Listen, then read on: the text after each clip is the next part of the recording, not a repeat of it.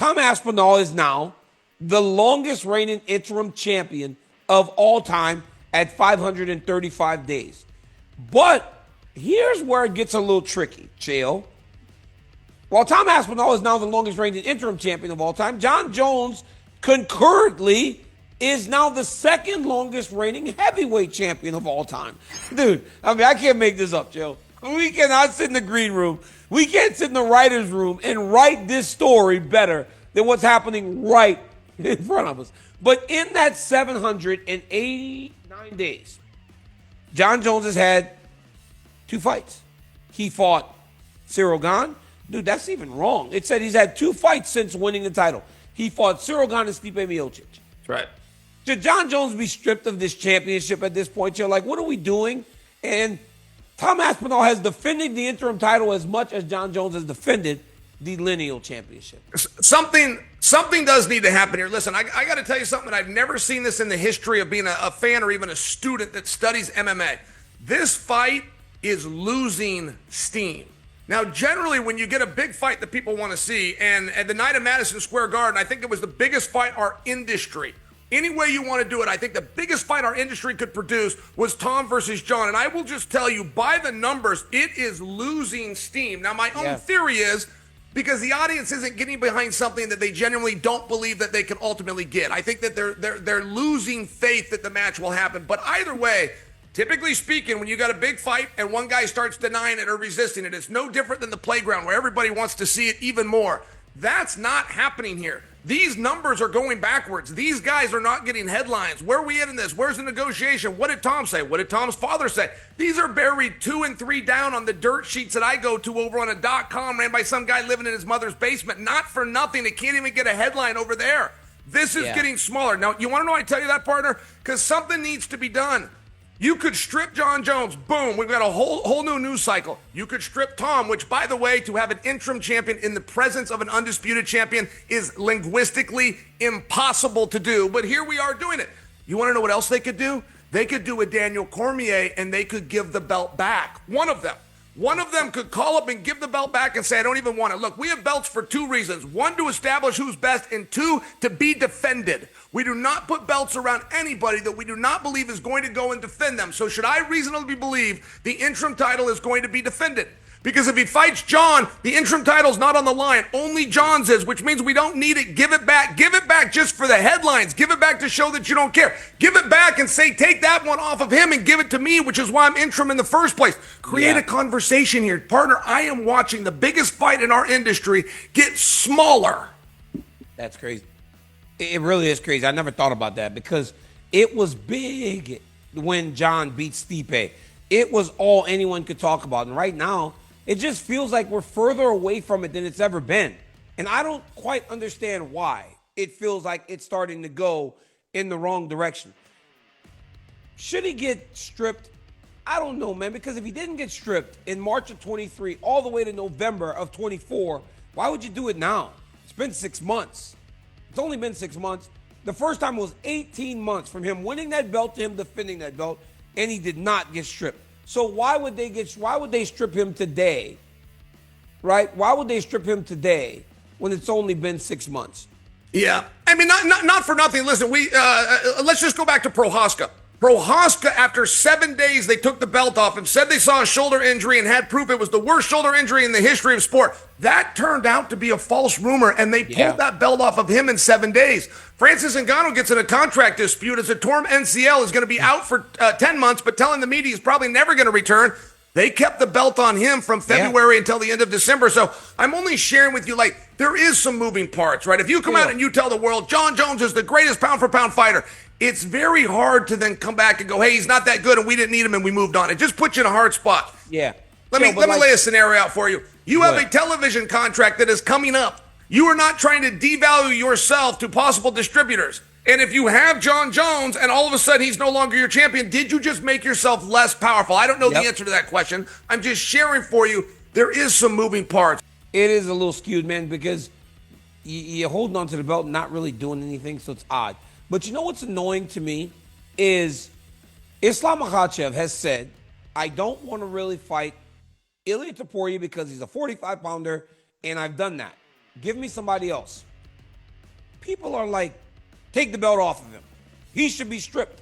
I've seen reports, and I don't know that these are true, where they're like, it's either strip or defend for Makhachev. Why? Why? He has fought in the last 2 years. He fought Volk. He fought Dustin. He fought Volk again. He fought against, what's the guy's name that just, what's that guy's name? You'll get it. You'll come up with it. Right? He fought them all. Like, he fought 4 times in the amount of times that the heavyweight champ fought once. And you know what's sad about this whole situation more than anything else? And I think this is what leads me to our next topic, right? George St. Pierre. He said, Tom's too focused on this Jones fight. The sad thing about that, and it's the truth, as long as John has not been fighting, Tom hasn't been fighting. And that's what's sad. That, to me, is the biggest disservice in this whole thing. Because you have a young heavyweight, a guy who could be truly dominating the weight class, not fighting because he's so hyper-focused on fighting the guy. Because, love him or hate him, John's the guy. John's always been the guy. And he's the heavyweight champ now. And this young guy who could do what he did to Curtis Blades was crazy. What he did to Sergey was crazy.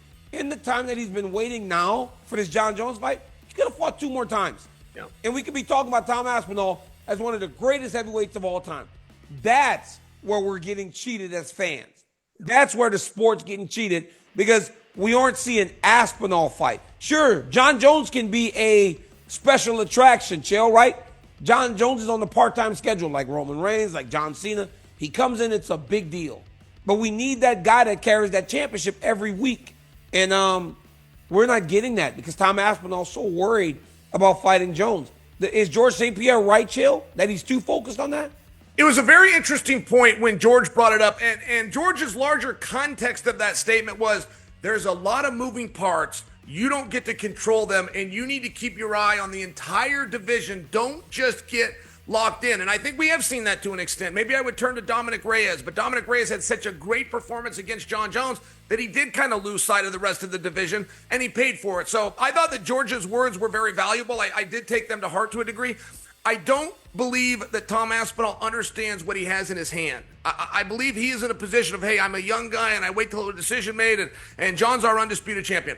Tom Aspinall has a shelf life of roughly 10 years, and Tom can sell a lot of tickets, and he's got a big fan base. John Jones is likely going to do 1 more fight.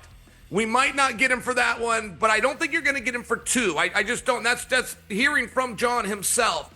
The shelf life isn't there. If the company is forced to go with somebody, they're going to go with the kid that's in his 20s. That's just the way that this business works. And I do think that Tom has something to say here. Listen, I'm an interim champion in the event that this guy is either injured or unwilling to fight. He is currently unwilling to fight. Make me the undisputed champion. I just think that Tom's got a little bit more of a play here than he's making. I'm not into the ruffling of the feathers. I'm only suggesting that for you, but I want to use that. I'm sorry if I'm being wordy, but you brought up Islam. Listen, Islam's another guy that's misplayed his hand. Islam's talking about, I'm going to watch and see what happens with Belal and Jack Della Lema, as though somebody's clamoring to see Islam versus Jack Della Lema. First off, if Jack was to get that belt, he would be a transitional champion, and Ian Gary's phone would ring so fast your head would spin. Mm-hmm. And secondly, the inmates cannot run the asylum or even give the impression they are. If Islam says, I'm going to sit back, I'm going to hold up a division to see what happens in a different division I don't belong in, and then I'm going to be afforded an opportunity instantly, the very one that I'm refusing to Ilia Topuria, it will never happen. And that's where he's making the mistake. Yeah. Wow. I never thought about that. It's the same exact situation. Chael, these guys are the best in the world. I want to see Tom Aspinall fight, point blank. But so you're right. We have a young champion, a guy that can be the face of the future. But does he need that, though, Chael? Does he need that transition? You and I talk about this constantly, right? You as the new guy you have to get the jump on the old guy. You got to do it. It's a transition. Does he need Jones, or can we accept Tom Aspinall as the savior of the division, as that guy, if John Jones does just walk away? Or does he need to pin him 1, 2, 3 in the middle of the ring? Well, it's a very interesting concept. I mean, are we talking about legacy and we're looking back? I think there could be something to it, but it's so minor. Listen, we're not going to sell more tickets with these guys. I mean, not for nothing. We're going to sell out either way. It's going to sell out. The pay-per-view is going to move either way. It's not as though that fight, and I'll just remind you, when you ask what would happen there, let me just give you an example where this did happen. A lot of people said Jon Jones cannot be recognized as a champion if he does not go through Francis. That died off within a week. Done. I mean, that was such a distant memory, and then you start to bring in common opponent. So when you do have the talk of Jon and Francis, but then you put Jon in there with Surreal, and they're polarizingly different fights, you start to go, okay, Mr. Jones, it looks like we did find the right guy. And over time, Tom will find that as well. If Tom gets in there with Surreal and some of these guys that Jon's maybe had some experience with, or some 205-pounders move up, I'm only suggesting for you, we're only as good as the information that we have at the time that we have it. And the biggest message here that really does need to be studied, this fight is losing steam. And I have never seen that happen with something of this magnitude. My guess is purely because the audience doesn't believe they're going to get it. I could be wrong on that, but either way, it really is a phenomenon. And if Jon Jones is going to negotiate through the media, the one thing that you must have in that scenario is the power of the media. And he doesn't have it. These stories are 3 and 4 down, and they're living on .coms. They are not breaking into SportsCenter. They are not being covered by Levitard. Jim Rome has never mentioned it. I mean, I'm just sharing for you.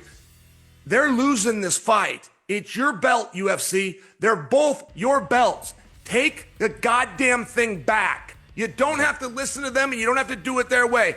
Brett screwed Brett. Vince was right in Montreal, and Dana would be right here. It's your belt, Dana. Take it back.